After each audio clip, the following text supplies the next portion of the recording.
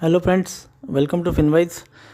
दोस्तों, new fund offer आया है कैनरा रोबेको का। एनएफओ का नाम है कैनरा रोबेको वैल्यू फंड। इसका जो एनएफओ पीरियड है वो 13 अगस्त टू 27 अगस्त इस दौरान ये ओपन है। और उसके बाद में रिपीट सब्सक्रिप्शन के लिए ये खुल जाएगा 6 सितंबर को। उसके बाद में आप उसको ओपन मार्केट से ख़रीद सकते हो। दोस्तों, इसका जो बेंचमार्क है that is S&P BSE 500 total return index. इसके जो फंड मैनेजर है, काफ़ी एक्सपीरियंस फंड मैनेजर है, मिस्टर विशाल मिश्रा। इनका जो एक्सपीरियंस रहा है वो काफ़ी लॉन्ग एक्सपीरियंस रहा है। क्रिसिल रिसर्च में आपने काम किया है। उसके पहले आप IL&FS में भी वर्क किया हुआ है और कॉलिन स्टेवर्ट का भी एक्सपीरियंस है, और क्वांटम इंफॉर्मेशन सर्विसेज में भी इक्विटी रिसर्च रिलेटेड वर्क में आपने काम किया है। तो जो फंड मैनेजर है वो फंड मैनेजर काफ़ी एक्सपीरियंस्ड है। और कैनरा रोबेको की जो रिसेंट परफॉर्मेंसेस है वो काफ़ी कंसिस्टेंट और टॉप क्वार्टाइल परफॉर्मेंस रहे हैं। हमको ये समझना है कि ये फ़ंड में हमको निवेश करना चाहिए या निवेश नहीं करना चाहिए। उसके पहले सबसे पहले मैं आपको बताऊंगा इस फंड में किसने निवेश करना नहीं चाहिए।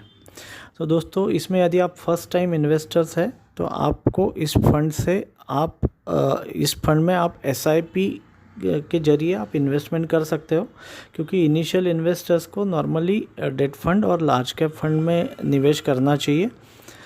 SIP के माध्यम से ज़रूर इसमें निवेश किया जा सकता है, पर इसमें आपका जो निवेश का जो अवधि है वो कम से कम 5 साल रहना चाहिए। इसके सिवा कोई भी इन्वेस्टर जिसका इन्वेस्टमेंट हॉरिजॉन 7 साल से कम है, उस इन्वेस्टर को इस फंड से या किसी भी वैल्यू फंड से दूर रहना चाहिए। ये ऐसा मैं क्यों बोल रहा हूँ ये मैं आपको आने वाले स्लाइड्स में बताऊँगा। क्योंकि वैल्यू फंड जो है उसको हमको सबसे ज़्यादा समय देना पड़ता है इसमें इन्वेस्टमेंट सक्सेस कमाने के लिए। तो यदि आपका हॉरिजॉन 3 साल 4 साल का हॉरिजॉन है तो मेरी यही सलाह रहेगी कि आप वैल्यू फंड्स में निवेश न करें। और आप इस वीडियो को भी देख के कोई फ़ायदा नहीं होगा, क्योंकि वैल्यू फंड का जो परफॉर्मेंस साइकिल है वो 7 साल तक भी एक्सटेंड हो सकता है। तो चलो दोस्तों, समझते हैं सबसे पहले सबसे इम्पोर्टेंट चीज़ कि वैल्यू इन्वेस्टिंग क्या रहता है।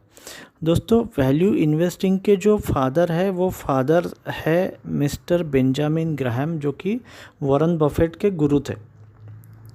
तो उन्होंने अपने कार्यकाल में जो इन्वेस्टिंग प्रोसेस का, वैल्यू इन्वेस्टिंग का फंडामेंटल सेटअप किया था, जो उनके किताब सिक्योरिटी एनालिसिस में भी हमको देखने को मिलता है। तो उनका बेसिकली 2 कंसेप्ट था। One is pricing below intrinsic value of the company and second is margin of safety. Friends, आज का वीडियो एक ट्रीट होने वाला है। जिनको वैल्यू इन्वेस्टिंग से पैसा कमाना है उनके लिए ये ट्रीट है। ये एक सेफेस्ट तरीका है इक्विटी से पैसा कमाने का, बस आपको समय देना पड़ेगा। जैसे कि आप यहाँ देख सकते हैं, कोई भी कंपनी का अपना एक इंट्रिंसिक वैल्यू रहता है। तो ये जो इंट्रिंसिक वैल्यू है, ये वैल्यू का एक टाइम लेवल के साथ में ग्राफ यहाँ पे दिखाया है।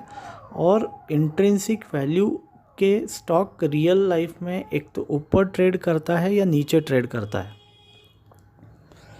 तो अगर हम लोग इंट्रिंसिक वैल्यू कंपनी का आइडेंटिफाई कर ले या फंड मैनेजर आइडेंटिफाई कर ले और उससे लोअर जोन में या उससे लोअर बाय जोन में यदि बाइंग किया जाए तो इसको बोलते हैं वैल्यू इन्वेस्टिंग। ये वैल्यू इन्वेस्टिंग का फंडामेंटल कंसेप्ट है। हालांकि अभी वैल्यू इन्वेस्टिंग काफ़ी इवॉल्व हो गया है। ग्राहम साहब ने इसमें और एक कंसेप्ट लाया था जिसका नाम है मार्जिन ऑफ सेफ्टी, कि आप इंट्रिंसिक वैल्यू से कितना नीचे बाइंग करते हो। तो यदि आपका मार्जिन ऑफ सेफ्टी काफ़ी ज़्यादा है, मतलब आप इंट्रिंसिक वैल्यू के 50% पे यदि बाइंग करते हो, तो इसका ये मतलब हो गया कि जो भी कोई ब्लैक स्वान इवेंट हो जाता है, कोई इमोशनल करेक्शन मार्केट में आ जाते हैं, कोई प्राइसिंग एरर्स है या कोई अनफोर्सिन इवेंट है, तो ये सारी चीज़ें जो है short term to medium term volatility, ये सारी चीज़ें फैक्टर इन हो जाती है, क्योंकि इवेंचुअली हमको एक अच्छा गुड बाय मिला हुआ है। यहाँ पे हम जैसे कि देख सकते हैं इलस्ट्रेशन में, कोई स्टॉक का इंट्रिंसिक वैल्यू यदि 1 रुपया है, इंट्रिंसिक वैल्यू यानी उसका जो बिज़नेस वैल्यूएशन के बेसिस पे उसका वैल्यू निकाला जाता है। उसकी वैल्यू निकालने के लिए भी अलग अलग मॉडल्स है। डिविडेंड डिस्काउंट मॉडल जैसे एक मॉडल है, कैश फ्लो मॉडल्स है, अलग अलग मॉडल्स है जो फंडामेंटल एनालिस्ट वर्किंग करते हैं। हमको इसके डिटेल्स में इस वीडियो में नहीं जाना है, किसी वीडियो में मैं आपके साथ ये भी शेयर करूँगा। बट फंडामेंटली कोई 1 रुपये का स्टॉक यदि आप 50 पैसे में ख़रीद सकते हो तो आपके पास मार्जिन ऑफ सेफ्टी 50% है। पर यदि आपने वो स्टॉक 90 पैसे में ख़रीदा है तो फिर भी आपके पास 10% का मार्जिन ऑफ सेफ्टी है। और यदि यही स्टॉक आपने 1 रुपया 50 पैसे में लिया तो इसमें आपका -50% का मार्जिन ऑफ सेफ्टी है। सो दोस्तों, ये मार्जिन ऑफ सेफ्टी बहुत इम्पोर्टेंट चीज़ है।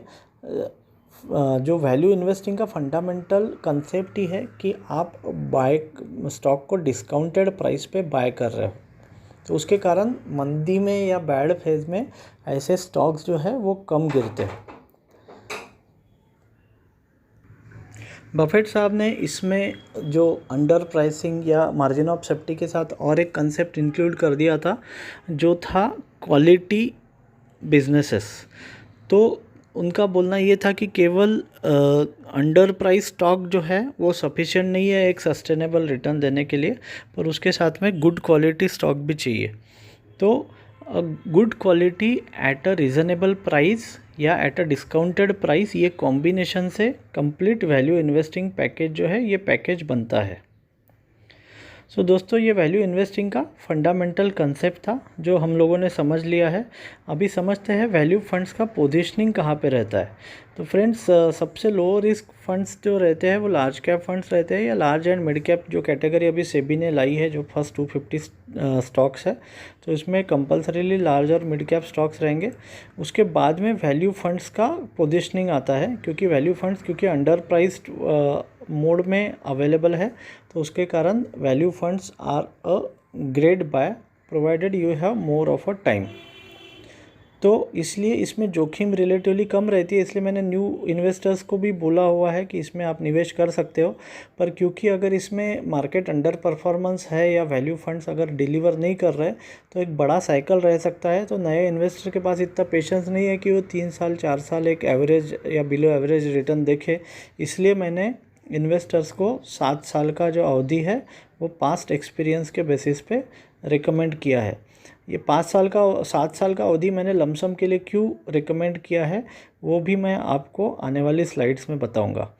तो चलते हैं अगली स्लाइड में। सबसे पहले समझ लेते हैं क्या वैल्यू इन्वेस्टिंग में पैसा बनेगा या नहीं बनेगा। सीधा पहले पैसे की बात कर लेते हैं। तो दोस्तों, ऑरेंज लाइन जो है वो वैल्यू फंड्स का लाइन है, जो निफ्टी का एक इंडेक्स है वैल्यू फंड्स का। तो उसमें आपको दिख रहा है कि अगर एक लॉन्ग टर्म में आप देखें डेकेड लॉन्ग, तो there is a clear cut case of outperformance against the Nifty. तो पैसा तो डेफिनेटली आपका इसमें बनेगा। पर ये स्लाइड में सब आपको सब अच्छा दिख रहा है, पर फैक्ट ये अच्छा बताने के लिए मैं ये वीडियो नहीं कर रहा हूँ। मेरा फ़र्ज़ बनता है कि मैं आपके साथ में वैल्यू फंड्स की रिस्क भी शेयर करूँ। तो ये रिस्क क्या है, ये हम लोग सिर्फ ये ग्राफ देख के रीड नहीं कर सकते। तो अगले ग्राफ में मैं आपको लेके चलता हूँ और इसकी रिस्क जो है वो समझाता हूँ। जैसे कि ये ग्राफ में हम लोग देख सकते हैं, जो ऑरेंज लाइन है वो निफ्टी 50 वैल्यू इंडेक्स, जो 20 स्टॉक्स का निफ्टी 50 का इंडेक्स है उसका डिस्क्रिप्शन है, और जो निफ्टी 50 का लाइन है वो ब्लू से दिखाया है। फ्रेंड्स, ये लाइन देख के आपको शायद लगेगा कि वैल्यू इंडेक्स और जो निफ्टी 50 इंडेक्स है ये पैरेलल चलते हैं।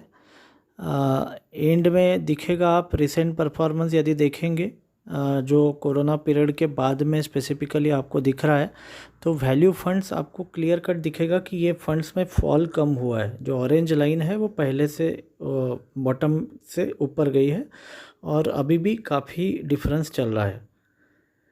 पर यदि हम लोग केयरफुली इसको देखें तो दिसंबर 14 टू दिसंबर 18, ये 4 साल का पीरियड यदि आप देखें तो ये 4 साल के पीरियड में ऑरेंज लाइन मार्जिनली या क्लियर कट निफ्टी इंडेक्स के नीचे चल रहा है। निफ्टी ने कंटिन्यूस 4 इयर्स तक वैल्यू फंड्स को आउट परफॉर्म किया है। इसका मतलब कि वैल्यू इन्वेस्टिंग का जो रिज़ल्ट्स है वो रिज़ल्ट आने को 5 साल का अवधि इन्वेस्टर को देखना पड़ा। आपको याद होगा जिन इन्वेस्टर्स ने जो वैल्यू स्टॉक्स थे या वैल्यू फंड्स थे वो 2014 में 15 में लेके रखे थे, तो majority of investors fed up होके उन्होंने वैल्यू से ग्रोथ स्टॉक में अपना पोर्टफोलियो डाइवर्सिफाई कर लिया था। और ये जब फॉल आया उसमें वैल्यू फंड ने आउट परफॉर्म किया। तो दोस्तों ये वैल्यू स्टाइल तो एक प्रूवन स्टाइल है कि जिसमें वॉरेन बफेट है, चाहे पीटर लिंच है, most of the successful investor value investing style को है उसको अडॉप्ट करते हैं। तो ये यूनिवर्सली प्रूवन स्टाइल है। पर इसके साथ ये भी फैक्ट है कि इसमें आपको, क्योंकि वैल्यू अनफोल्डिंग समय के साथ होता है, कोई भी कैपेक्स कंपनी का इम्प्लीमेंट होगा उसके बाद में उसका रिज़ल्ट आएगा। जो अंडर प्राइसिंग है वो मार्केट हो सकता है 3 साल बाद रिकॉग्नाइज़ करे, 5 साल बाद रिकॉग्नाइज़ करे। तो इसलिए ये समझ में आना चाहिए हमको कि इसमें हमारे को समय देना पड़ेगा। तो इसलिए मैंने बोला कि कम से कम 7 साल का अवधि आप रखिए ताकि आपको रियल वैल्यू अनफोल्डिंग होके अच्छा रिटर्न आपके हाथ में आए। जब जब बैड फेज मार्केट का आएगा तब आप एक्सपेक्ट कर सकते हैं कि वैल्यू स्टाइल जो है वो उसमें का और ग्रोथ स्टाइल का डेल्टा कम हो जाएगा। दोस्तों फंडामेंटली ये समझने वाली स्टाइल है कि value is not opposite of growth, क्योंकि नॉर्मली ग्रोथ और वैल्यू ऐसी दो स्टाइल्स में डिवाइड किया जाता है। But value is value, value is not just under pricing, value is a hidden growth. तो ये अपोजिट ऑफ ग्रोथ नहीं है। इसका इंसाइट यदि हमको समझ में आ जाए तो हम ये स्टाइल का डेप्थ समझ सकते हैं। अगर आपको पूरा का पूरा पैसा रखना है और आप मेरे से पूछेंगे कि मैं वैल्यू फंड्स में रखूँ या ग्रोथ फंड में रखूँ, तो मैं आपको यही सलाह दूंगा कि यदि आपके पास 7 साल का समय है तो पूरा पैसा आपका वैल्यू फंड्स में ज़्यादा सेफ है। दोस्तों ये बहुत इम्पोर्टेंट चीज़ है। ये वैल्यू फंड में सिर्फ अंडर प्राइसिंग ही नहीं आता तो क्वालिटी फैक्टर भी आता है। तो एक बार इन्वेस्टमेंट प्रोसेस एएमसी का देख लीजिए ताकि हमारे को आइडिया आ जाए कि किस प्रकार से हमारा फंड मैनेज किया जाएगा। ये कैन रोबेको म्यूचुअल फंड का इन्वेस्टमेंट प्रोसेस है जिसमें जो यूनिवर्स है वो यूनिवर्स में मैक्रो रिसर्च किया जाता है जो कि एक टॉप डाउन अप्रोच है, और स्टॉक स्पेसिफिक आइडियाज़ पे वर्किंग किया जाता है जो कि एक बॉटम अप अप्रोच है। और ये इन्वेस्टमेंट यूनिवर्स में से स्क्रीनिंग करके, जिसमें 3 पैरामीटर्स रहते हैं, क्वालिटी मैनेजमेंट जिसमें competent management and robust business fundamentals है, और रीज़नेबल वैल्यूएशन से इन बेसिस पे स्टॉक्स फिल्टर आउट किए जाते हैं। और फिर बाकी अदर क्राइटेरिया जैसे रेगुलेटरी लिमिट्स हो गई, फिर ट्रैकिंग एरर, रेशो वेरिएंस और market cap of the stocks, ये ध्यान में रखते हुए पोर्टफोलियो डिज़ाइन किया जाता है। तो इनका जो इन्वेस्टमेंट प्रोसेस है वो काफ़ी स्टर्डी प्रोसेस है। और वैल्यू इन्वेस्टिंग में यदि सेक्टर स्पेसिफिक कॉल्स लिए जाए तो इसमें एक अच्छा अपॉर्चुनिटी बनता है जो कि शॉर्टर पीरियड में भी अनफोल्ड हो सकता है। जैसे कि इस ग्राफ में देख सकते हैं आप, जैसे मार्केट कैप रोटेशन में रहता है या साइक्लिकल रहता है, उसी प्रकार से सेक्टोरियल परफॉर्मेंस भी साइक्लिकल रहता है। ये स्लाइड में आप देख सकते हैं कि different sectors perform at different time, अलग अलग सेक्टर्स अलग अलग समय पे परफॉर्मेंस देते हैं। पर इसके साथ ये भी समझना पड़ेगा कि अंडर परफॉर्मेंस भी काफ़ी साल तक किसी सेक्टर का चल सकता है। फॉर एग्ज़ाम्पल फार्मा सेक्टर यदि आप देखें तो फार्मा सेक्टर ने पिछला 2020 का विनर फार्मा सेक्टर रहा था, पर उसके पहले के यदि आप 5-4 साल देखें तो 4 साल तक कंटिन्यूएशन में फार्मा फंड्स ने निगेटिव रिटर्न जनरेट किया है। तो इसलिए कोई भी सेक्टर जो है वो सेक्टर में अपॉर्चुनिटी डेफिनेटली बनती है, पर 4 साल रुकने के बाद में फार्मा फंड्स रिटर्न जनरेट कर पाए। तो यदि इन्वेस्टर को वैल्यू अनफोल्ड करना है तो उसको समय देना पड़ेगा। ये कोई ग्रोथ स्टाइल के फंड्स नहीं है कि मोमेंटम के साथ में ये बढ़ते जाएंगे। इसलिए इन्वेस्टर के पास में यदि समय है तो ही इसी फंड में हाथ डालें। मेरा अपना ओपिनियन है कि ये एक हाई क्वालिटी फ़ंड रहेगा। ये फ़ंड में काफ़ी अपॉर्चुनिटीज़ दिखती है। मेरा खुद का पैसा मैं ज़रूर इस फंड में निवेश करना पसंद करूँगा। आपको आपका निवेश करना है या नहीं करना चाहिए, ये आप आपके एडवाइज़र के साथ में आपका एग्जिस्टिंग पोर्टफोलियो बैठ के डिसीजन लीजिए। पर मेरे हिसाब से ये जो फ़ंड है, ये फ़ंड एक बाय कॉल में जाता है। इसका एक स्ट्रॉन्ग बाय कॉल है, क्योंकि एएमसी का रिसेंट परफॉर्मेंस भी अगर देखा जाए तो काफ़ी कंसिस्टेंट और टॉप क्वार्टाइल परफॉर्मेंस रहा है। तो I will put a buy call on this fund. दोस्तों, मैं आशा करता हूँ आज आपको नई चीज़ें सीखने को मिली होगी। ऐसी ही नई नई चीज़ों से यदि आपका माने रूटीन चीज़ों से मन नहीं भरता तो आप सही चैनल पे आए हो। यदि आपने सब्सक्राइब नहीं किया है तो चैनल को ज़रूर सब्सक्राइब करिए। Thank you friends.